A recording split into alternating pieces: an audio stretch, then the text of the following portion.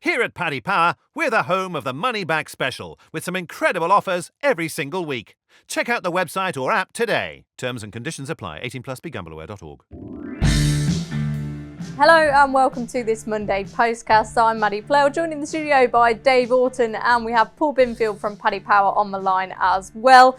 During this postcast, we're going to start by looking back on Champions Day. What a wonderful weekend we had. Ascot with some fabulous finishes, I think we'd all have to agree. We're then going to pay tribute to Wicklow Brave, who we lost this week, before reviewing the season and looking back at some of our highlights. So let's get stuck into that then. Dave, we'll start off in the logical place with Magical then, the winner of the Champions Stakes. On ratings, she was entitled to win pretty cosily, and she did it. You could take a positive view of that form, of course. You know, Wolverton winner, who was clearly a lot better than that race, which has worked out okay. Adabe in second. Deirdre, who's been all over the place and, you know, won at Glorious Goodwood, and a little bit unlucky not to finish slightly closer to Magical, I think we could say it, in the Irish Champion Stakes. The Irish Champion was the key to the race. Yeah. And so a lot of people sort of, you know, not being so positive about the day. Let's face it, the top 7 horses and RPRs weren't there.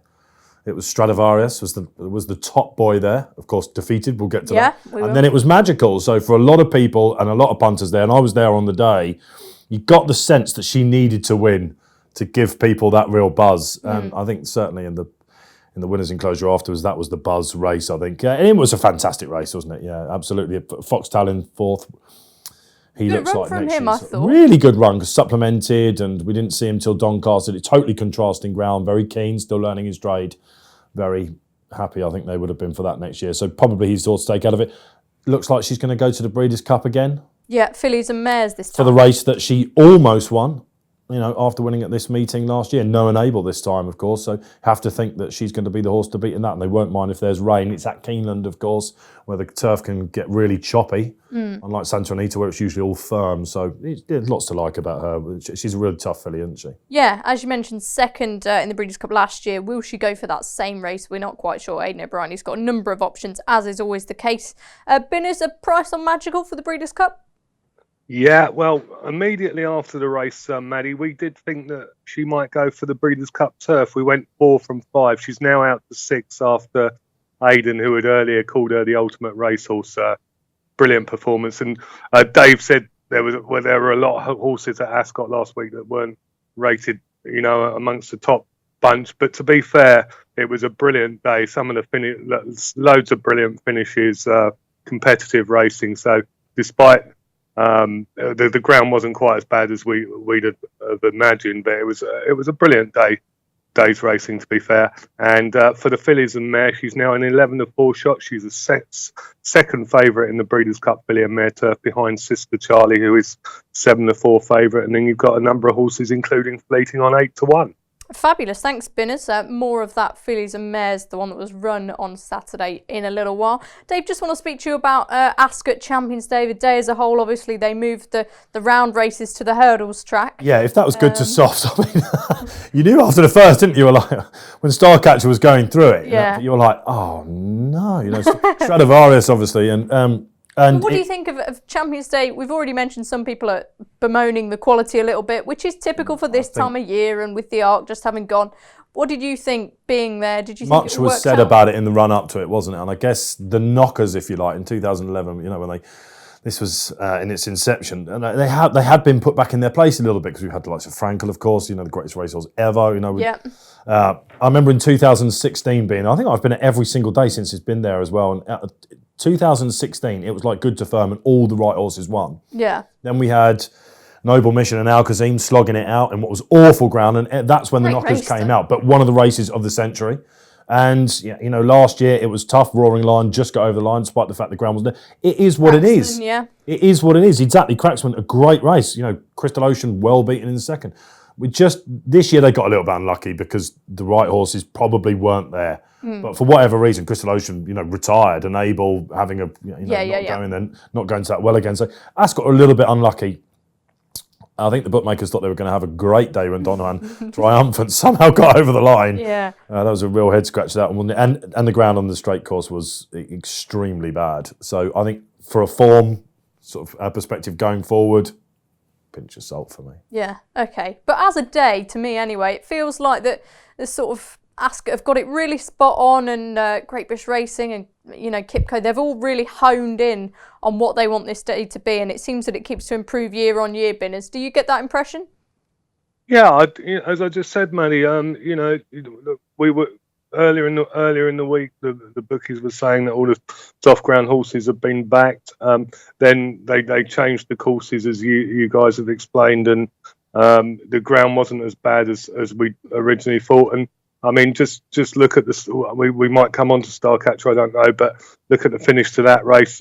Stradivarius and Kew Gardens was you couldn't ask for a much better race than that. With Kew Gardens getting up on the horse that you'd think would, once he's got his head in front, he's going to go and win. I think it was a brilliant day. Well done to Ascot. There was a big crowd there, and at that time of year, you couldn't ask for much more than we got. Yeah, exactly, Binners, all putting it perfectly in perspective there and giving me a nice segue into the Long Distance Cup and Stradivarius.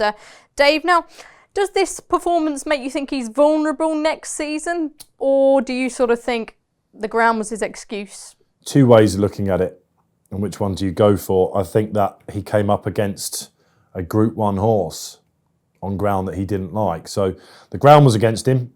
Was the ground against Kew Gardens, though? Because they said he hated soft ground before this. Well, he had won his maiden on really bad ground. I think it was Galway, or no, it wasn't Galway, maybe Tipperary, something like that. All the viewers out there will now be screaming at the TV at what it was. But I looked at him and was thinking, is he a better horse? But if you remember at Chester when he made his comeback in the Ormond Stakes, behind Mirando, proper mud lover, it was either stinking of a first run back, going something to the coronation or something like that. Absolutely. Yeah. But he's had his knockers this year because he looked like he's coming to win races, especially at Epsom, and he hasn't quite got over the line. However, he was a late scratching in the Gold Cup. They were desperate to run in there. I just think when you win a St. Leger like he did, you can either go back to a mile 4 and try and beat the top boys and girls, or you can become a cup horse, and the traditional route is the cup. And he looked like he wanted to get there. In the Irish St. Leger, when he came back after that injury that he had, it kept him on. It screamed of a horse that would improve a lot from the run. And the money was down definitely on Saturday. It was 11-4 at one stage. I just think that John Gosden will be happy knowing, I think, that he's run a marvellous race on terrible ground for him. And I think great sporting a decision to let him go, because if he had have been scratched, and like I said earlier on the show, when I was there, you got the feeling we needed Stradivarius and Magical. The crowd was buzzed a little bit. It would have been a real huge blow for everyone. So to lose by a nose. Actually, if you look at the ratings, Kew Gardens has been rated by some way the best winner of the race in the last 10 years. So he... Massive. Yeah, absolutely. And you have to think he's going to stay. He looks like one of those, doesn't he? The way he came back, 2 very brave horses. But I just think that Stradivarius will do him back on quick ground. I think he will. So Dave's leaning on the side of forgiving him this, and, well, maybe not forgiving because it was a great run, but he doesn't think he'll be that vulnerable next season, Binners. What about you?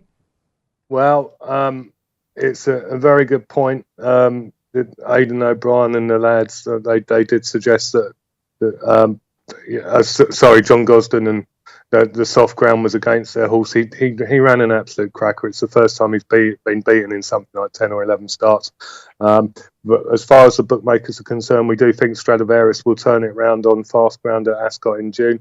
We make the runner-up Stradivarius 3-1 favourite first show for the Ascot Gold Cup, and Kew Gardens at 5-1. But if you think about it, there wasn't much between them in the St. Leger. Kew Gardens may well have run well in the Ascot Gold Cup if he hadn't met with a setback this year. The lads, according to Aidan, will decide if Kew Gardens stays in training. Let's hope he does, because if we can get a crackerjack finish like that at Ascot in June, there'll be a few fireworks. There certainly will, and I think the vibe's very positive that he will stay in training, so fingers crossed for that. Now, we've spoken recently about how the stage division, Stradivarius is the real star it needed to sort of elevate it. Could King of Change be the new miling star after winning the QE2, Dave? My initial thoughts about the meeting and looking for, of all the winners that you want to be with next year, probably was him, to be honest. I was very impressed. He came out of nowhere in the Guineas, didn't he? Because he got beaten on the all-weather and at Nottingham, if you remember, at the start of his career. And people think, listed horse, isn't he, or something like that. But the way they've trained him is fantastic. They gave him that break. He had a slight issue. Came back at Sandown in obviously what was quite a winnable race. I think that Sandown form will work out quite well, actually. Look back at that race. I think there's a couple of others in there. And of all the horses, we just needed something to come out of that mile race for the division. Yeah. And he's probably is it. Whether the 2-year-olds will catch him up next year, every chance. But, I mean, you've got to look at the race. Look, King of Comedy played up beforehand, cheek pieces. He looks like he's got the quirk now. I'm amazed they let Battle run on that ground. Yeah. Hindsight's a wonderful thing, and Ascot isn't his track, but I know that they were thinking about Breeders' Cup for that, but has he left it behind there? It was such a weak race for the division, I think. The Revenant, the fact he was 5-2 in the week, he ran well, obviously, price, on wasn't Granny. That was the real. But the Hannons have obviously got another one, haven't they, I think? Yeah. I like the way they've campaigned him, and I just sort of think there's Sean Levy, he's ridden some good horses, Toronado, and started at Ballydoyle. His career, of course, a very talented chap. I was absolutely delighted for him. Yeah, and he says this fella's the best he's ever sat on. There you go. Yes, if you're including the ones at home. Then that Guineas run was no fluke. I think Magna Grecia, of course, he was there. We didn't cite him, did we? Yeah. Tough race to come back on that ground, but I was expecting more. Yeah, I think a lot of us were. Binners, what price King of Change for some targets next season? Well, we haven't really got any of the targets that he'll go for priced up yet, Matty. It looks like he'll probably go for the Lock-ins, the Queen Anne, and then try for a repeat in the QE2. That would be the sensible plan. I think Sean did say that he thinks he could get 10 furlongs, but why bother when you've got a good miler, especially trained by Richard Hannon? It was a good result for the bookies at 12-1, despite his good run in the Guineas. And as you say, an Annus Mirabilis for Sean Levy. Bilston Brook at Newmarket recently, the King of Change now. He's showing that he's up there with the top riders. And well done to Richard Hannon. I asked him after the race immediately if he might go for the Breeders' Cup, and he said he doesn't know. I suspect he won't. But well done to Richard for. As you say, they campaigned the horse really well. Brought him back to Sandown last month in a lower grade race. He had a nice comeback, a winning comeback, and he's gone and done the business. And Richard said he fancied him on Saturday. So great. Yeah, exactly. Starcatcher, we've already touched on a couple of times. Great finish to that race. Not quite sure how she got the job done in the end, because it didn't look likely for a long way, Dave. But she's a really classy filly, isn't she? She is. And the problem is on rating, she's been rated as the joint lowest. Madam Chang was on a 115 RPR, and that's a bit of an ouch from the handicappers for the race, I think. And, Delphina in second, Sunmaiden is fairly exposed, isn't she? Yeah. Ran a cracker. But fairly exposed. Certainly the ride of the day, I thought, from Frankie. Absolutely outstanding ride. That's why punters absolutely adore him, because she looks totally beaten, and yet he manages to get it up. And let's face it, she was the one that was in all the multiples. She was probably, away from Strad, a magical, certainly a very strong favourite, wasn't she? Lots of people well backed in the week. And you have to just hope that she's going to mature if you're still with her from 3 to 4, because she's not going to have that allowance, of course. Yes. And the fillies do look a bit of a muchness at the moment. Will the 2-year-olds improve? Will there be 3-year-olds next year to take her on? She's just unable staying in training, of course. She's just in that barn, isn't she? That just have a magic touch with fillies. So, and she showed a different side to her game there. People thought she had to lead. Yeah. Certainly the last twice in France, she'd been gifted the leads, I thought, and maybe even. I must admit, I thought that. I thought, Ireland. on ratings and on how she races, I thought her previous wins, she'd been given every single chance to be as good as she was, but she proved she could do something else on Saturday. She did, and that will have to hold her in good stead next year, I think, because the yellow target likes Yorkshire Oaks, that sort of stuff, isn't it? And we'll see, but she's obviously with the right man. Yeah, of course she is. Binners, so Dave's sort of a little bit tentative there, suggesting maybe we've sort of seen Starcatcher's ceiling, but we sort of hope she'll improve next year. What was your impression of the race? Yeah, it was a fantastic spectacle. I've already said about the finishes at Ascot. It was from a punting point of view, or just a racing aficionado's day. It was the finishes that we got were brilliant, despite the worries about the ground. But bad result for the bookies. 7-4 favourite, as Dave said. Her and Magical were bad results, and we thought we might have a right day after 33-1 Don Juan triumphant winning. But we immediately cut Starcatcher for the fillies and mares turf after the race. We went 4 from 6, but John Gosden ruled that out, saying it's too close. And the reason I bring that up, I just think it's interesting for any punters thinking about betting on the Breeders' Cup. If Mr. Gosden thinks that the Breeders' Cup is too close to Champions Day at Ascot, I'd be a little bit worried about backing horses like Magical. I hope she goes, and I hope she runs a great race. I hope she wins. But I'd just be slightly concerned if he thinks it's too close.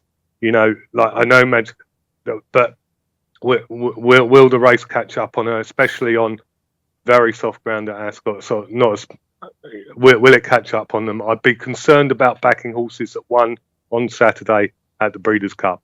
Yeah, Magical, of course, has had a very long season. She's been campaigned brilliantly and bravely, so credit to Connections for that. Don Juan Triumphant we will mention. I mean, he's been placed in that race, I think, last year. He's run well in it many times before. It was a little bit of a head scratcher. Yeah, well, yes. It made sense, but I don't think many people will have expected him to win like that. I was scratching my head big time. I was like, sorry, what? It was that sort of result, because when you saw One Master coming, you thought perhaps she was going to be the one that would come out on top. But Forever in Dreams, backer. There you go. And she obviously loves the heavy ground. And I think when Brando came, I thought he might do that. I thought it was probably the horse to take out of it was Make a Challenge, actually. Yes, yeah. It's come from absolutely nowhere. Dennis Hogan showing what he can do. The way he quickened in that ground, it eventually took its toll at the business end. But I thought that he was certainly, there's more to come from him. Yeah. But One Master, Brando, Forever in Dreams, who was third, she's shown herself to be an okay filly, although 66-1 is proper soft ground form, though, isn't it? But a 1-0 we gave Don Juan Triumphant. So, and again, you can see, they must absolutely love him. He's 6 years old. He comes back every year and does it. But it was just, it was poignant for King Power Racing, wasn't it? The first winner their chairman purchased, I believe, the first horse. Sorry. Right, there you go. And I know it's been a big year for them emotion-wise, isn't it? So I'm sure they were having a few on Saturday. Indeed, brilliant to see. Escobar, winner of the Balmoral, again, sort of similar horse. He's always knocking on the door, handles second last year. Yeah. Yes, indeed. Lord North, of course, runner-up. Having thought it would be low draws in that, of course, it was 21 and beat 20. Mitch and Swagger in third. Whenever you see Mitch and Swagger anywhere, you know it's almost unraceable. I thought Glenn Shield ran a blinder in fourth, and Archie Watson will find the right race in. But you could be positive about the form with Warif in fifth and Kinran in sixth. So they are these horses that came into it in decent form, didn't they? Lord North, I thought, the 3-year-old amongst them obviously stands out, doesn't it? It would probably be pattern class for him next year, you'd think. And considering he had that hike for winning the Cambridgeshire pretty much as he liked, I think that we can be hopeful about that Cambridgeshire going forward. I think it'll be a strong form race throughout the all-weather season, things like that. I think just stick with that form, I think. Yeah. Okay, that's interesting. We'll try and wrap things up quite quickly now, but we can't go without talking about Wicklow Brave, one of the most versatile horses we've seen in recent times. I think we're all glued to Twitter hoping that it'd be positive news after he fell in the last in the American Grand National. It wasn't, and I feel like this has really impacted the racing community, and he's clearly a very popular horse and meant a lot to a lot of different people. Yeah, that's a very good point, Maddie, because on Sunday morning, all anyone wanted to talk to me about was Wicklow Brave, despite the fact we just had Champions Day. Yeah. People who I hadn't seen were catching up with at the weekend, rather than saying, oh, wasn't it great to see Magical, Stradivarius, Kew Gardens. It was all about Wicklow Brave. And I remember backing him when he was he in the Supreme, when he came to tank as a young horse. So everyone's had a bet on Wicklow Brave at some point. Yeah. And a successful one, and probably a frustrating one as well. But to win an Irish St Leger, to win a county hurdle, it was a shame that if you read a DJ's piece in the Post today, on the Monday paper, Dave Jennings, it's a shame he didn't get to Drimore, isn't it, to try and become the first horse to win the Grade 1, of course, on the flat, the handicap, and over, as a novice chaser and a novice herd, it would have been that lovely clean sweep. And a great piece from his groom as well, I thought. Yeah, very touching. Very touching, and very unlikely we'll see another campaign like this. But a word for his trainer as well. Would any other trainer have been able to pull that off? Willie Mullins just time and time again just shows the ambition there. So. Yeah, 1 in a million, I think. Yeah, there are no boundaries to the way in which he was campaigning. Of course, so nearly a Coral Cup added as well at Cheltenham, just to be done by William Henry Binners. What was your favourite memory of Wicklow Brave? Well, personally, Maddie, I was honoured to be at the Irish Ledger in 2016 when Frankie rode him.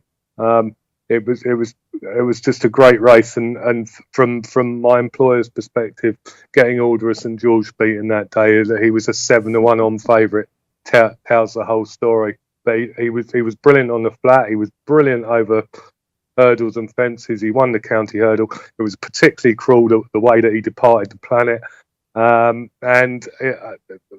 Dave's just mentioned David Jennings' piece. It's a lovely piece. Mentions his groom Jason Deere, and how the horse was nicknamed Wiki Woo by all the staff. Willie Mullins has said that he was a legend in the yard, and condolences to everyone at the yard. It was a particularly hard way of seeing him depart, and I'm afraid that's racing, but what a horse he was, and we'll never forget him. Yeah, here, Binners. Thoughts with all the Willie Mullins team, and as you mentioned, Jason Deere, what a fabulous job he did with Wicklow Brave. What a wonderful horse. And before we take a break, let's just flip back to the flat season now. It's closing, and talk about your flat season highlight quickly, Dave. I mean, we've had Pinatubo, we had Frankie's 4-timer at Royal Ascot.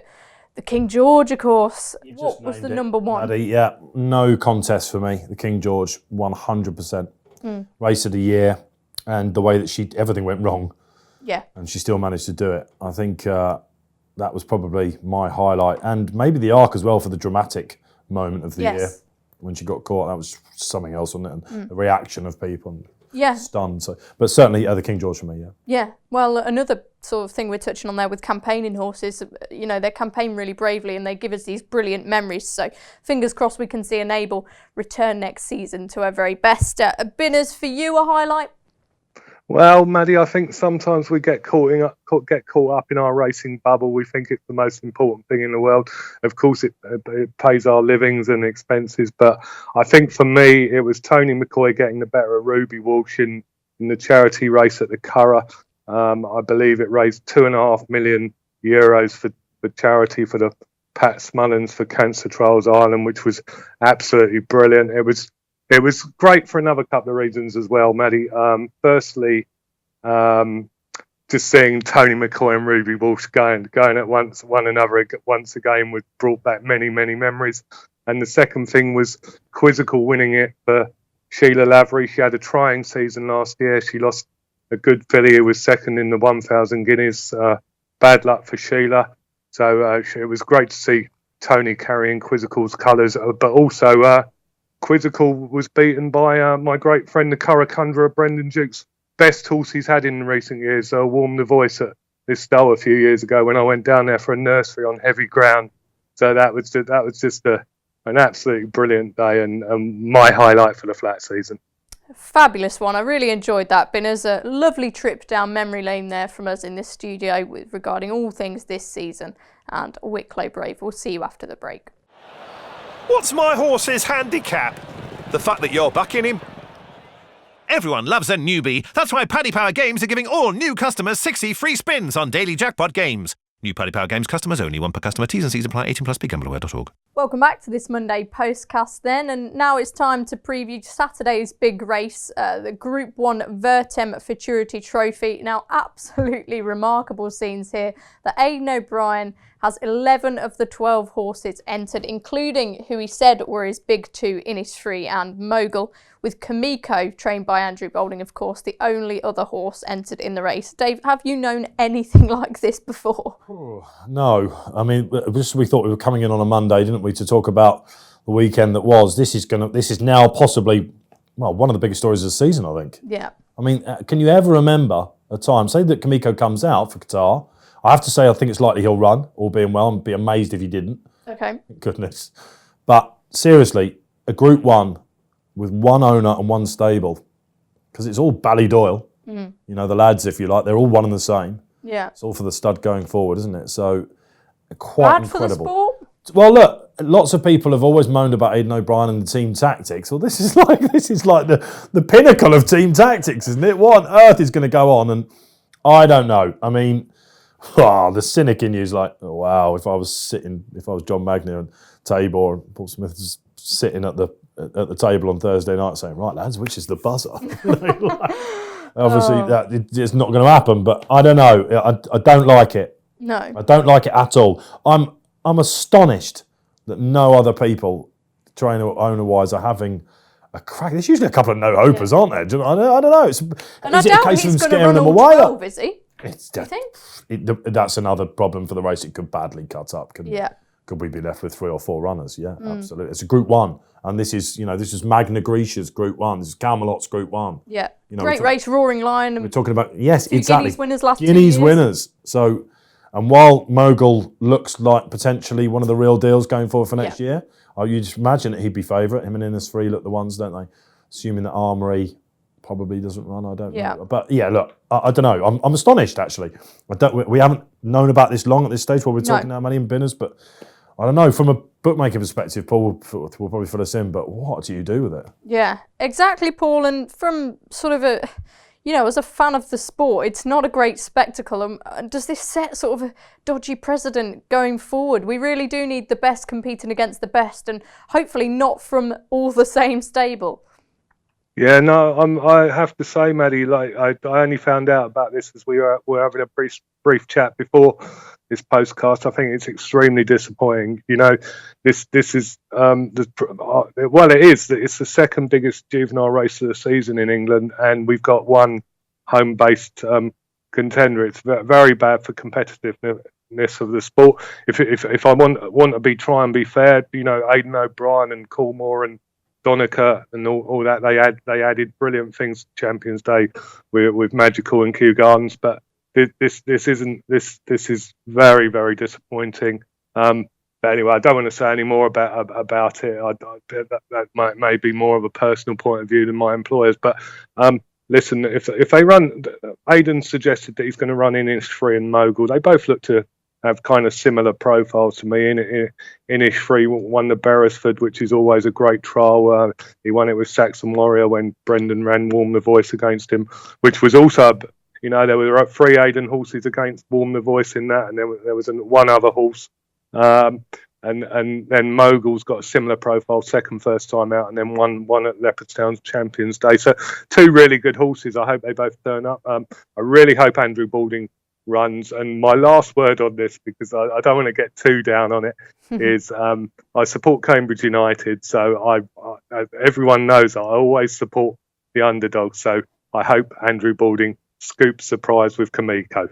Yeah, everyone loves an underdog, don't they? Now, Dave, I think this is a big issue, so I just want to touch on it before we go. It's very easy to sort of be down on Ballydoyle and Aidan O'Brien. They haven't done anything wrong. It's not. Is it anyone's fault? I mean, no, certainly not their fault. Absolutely not whatsoever. And let's face it, this is the race we associate them with. Yeah. This is quite rightly so as well. They have the best for a long time. They've had the best stock. So is this just we want to see their stars turning up here. Why has this happened?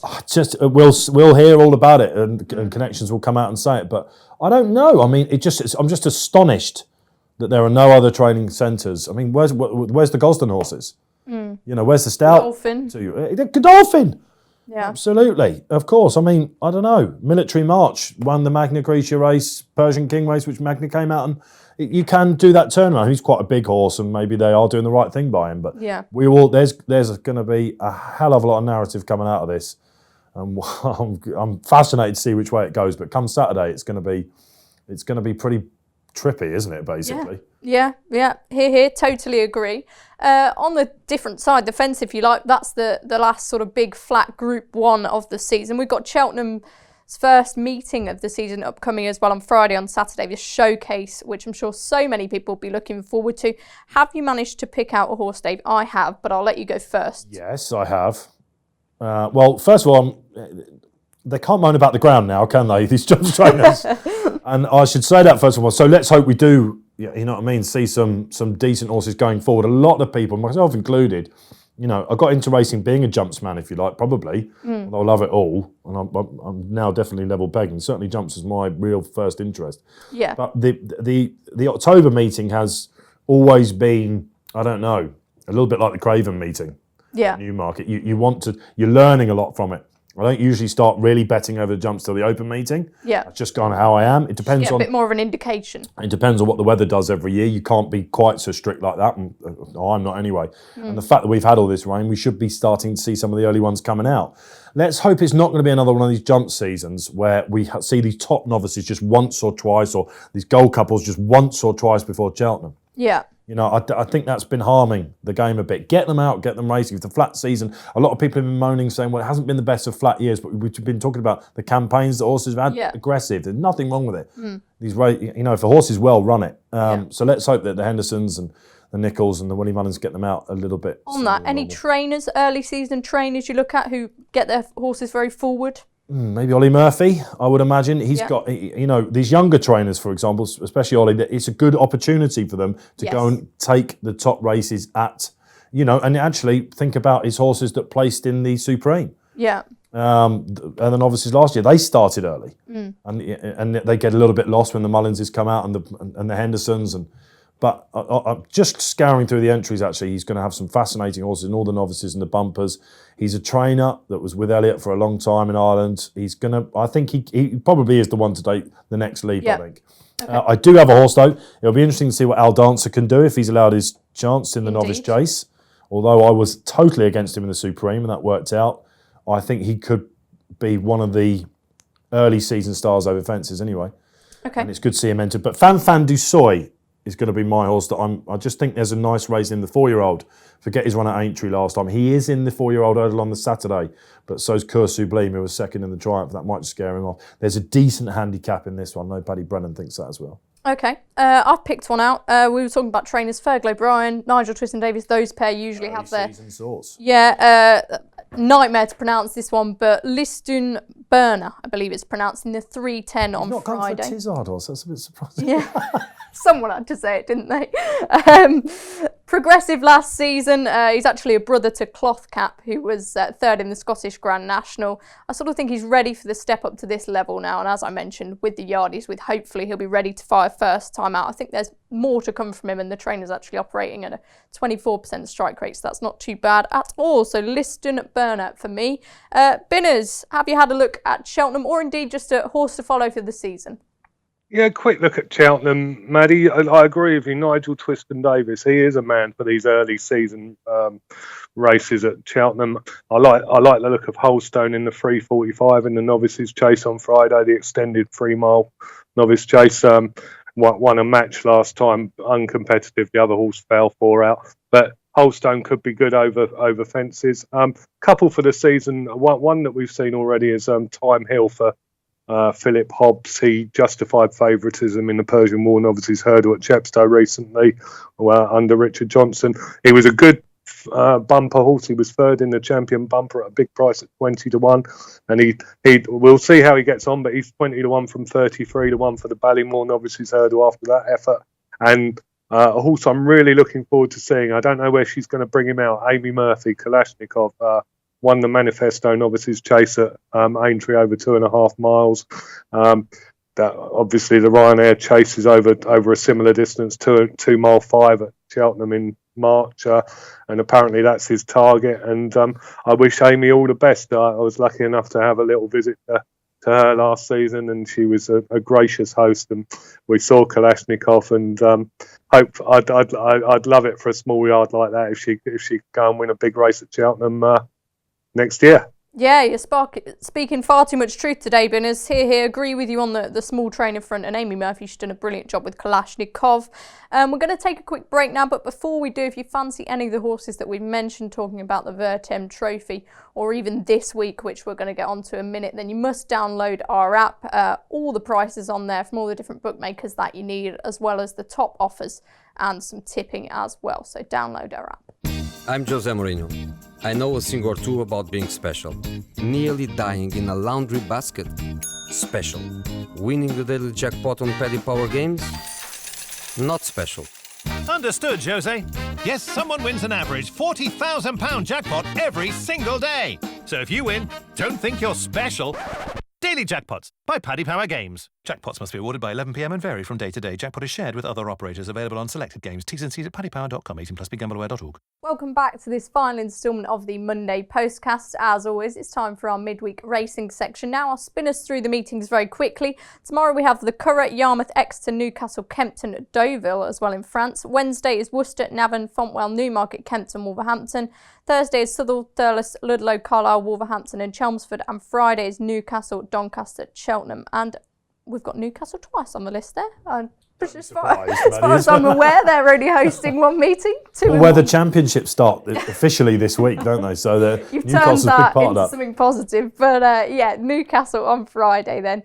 Where are you out and about this week, Dave? Some really nice well-bred horses running at Newmarket in the middle of the week. I saw them earlier. That's a cheeky Wednesday meeting, isn't it? And lots of eyes will be on that. Yes, and the Curragh on Tuesday as well should be an informative card. Yep. Yeah, I do like this Newmarket meeting, and I'll be keeping my eyes on there. Of course, like everyone, I'll be looking ahead now for the Cheltenham entries, of course, but just a word for the all-weather season as well. I think it was probably the best all-weather season I can remember last year. Catchy, of course, and Wissahickon and Matterhorn, of course. I think we're set for an even better one. I really, really do, and I certainly do. Yeah, especially with the weather as it is at the moment. A lot of horses are going to stay and try and get that sound surface again, and some decent prize money. So Definitely.